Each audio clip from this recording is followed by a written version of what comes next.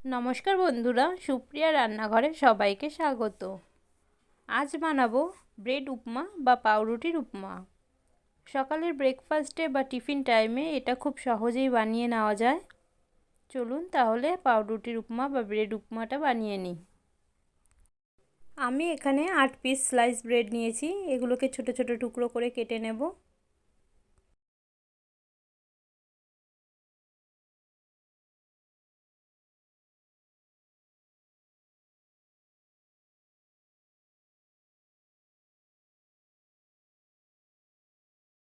সবগুলো ব্রেড টুকরো করে কেটে নিয়েছি। এখন একটা কড়াই বসিয়ে দিয়েছি। কড়াই গরম হলে এর মধ্যে ব্রেডের টুকরোগুলো দিয়ে দেব। মিনিট 5 ধরে এগুলোর একটু টোস্ট করে নেব। পাউরুটির টুকরোগুলোকে এভাবে কিছুক্ষণ টোস্ট করে নিলে উপমাটা একদম নরম হয় না। মিনিট 5 ধরে পাউরুটির টুকরোগুলোকে টোস্ট করে নিয়েছি। এখন একটা প্লেটের মধ্যে নামিয়ে নিচ্ছি।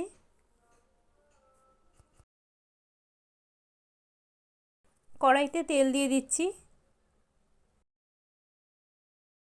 তেল গরম হয়ে গেলে দুটো শুকনো লঙ্কা, হাফ চামচ কালো সর্ষে আর 10-12টা কারি পাতা দিয়ে দিচ্ছি।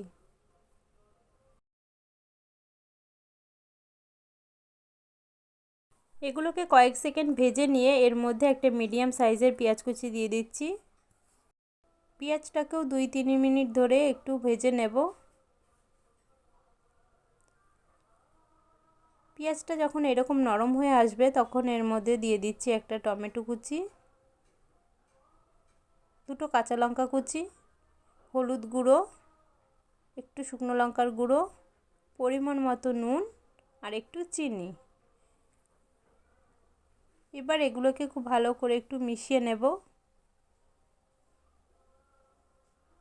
মেশানো হয়ে গেলে এর মধ্যে দিয়ে দিচ্ছি 3 চামচ টক দই।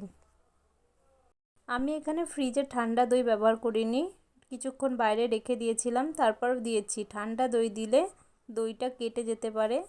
দই দেওয়ার পর ভালো করে মিশিয়ে নিয়ে এর মধ্যে ব্রেডের টুকরোগুলো দিয়ে দিচ্ছি। এবার 2-3 মিনিট ধরে ভালো করে মিশিয়ে নেব।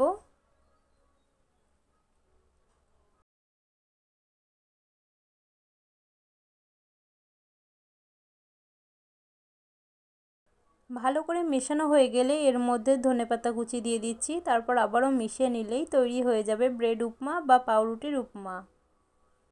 এই ব্রেড উপমা বা পাউরুটির উপমাটা খেতে যেমন টেস্টি, বানানো তেমনি খুব সহজ, আর এটা খুবই হেলদি একটা টিফিন।